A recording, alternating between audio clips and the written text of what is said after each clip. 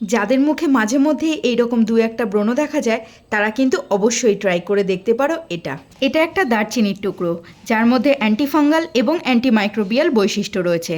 সেই কারণেই দারচিনি কিন্তু ব্রণর ব্যাকটেরিয়া মারতে সাহায্য করে, ত্বকের ছিদ্র পরিষ্কার করে এবং নতুন ব্রণ হওয়াও আটকায়। চন্দন পাতার মধ্যে অল্প অল্প করে গোলাপ জল দিয়ে দারচিনিটাকে ঘষে নিচ্ছি। দেখো চন্দনের মতোই একটা স্মুথ পেস্ট কিন্তু পেয়ে গেছি। এবার এর মধ্যে অ্যাড করে দিচ্ছি হাফ টিস্পুনের থেকেও কম মধু, কারণ মধুও কিন্তু দুর্দান্ত কাজ দেয় ব্রণ কমাতে। এবার মধুটা ওই দারচিনির পেস্টের সাথে খুব ভালো করে মিশিয়ে নিচ্ছি। মিশিয়ে নেওয়ার পর ফেস ওয়াশ করে নিয়েছি।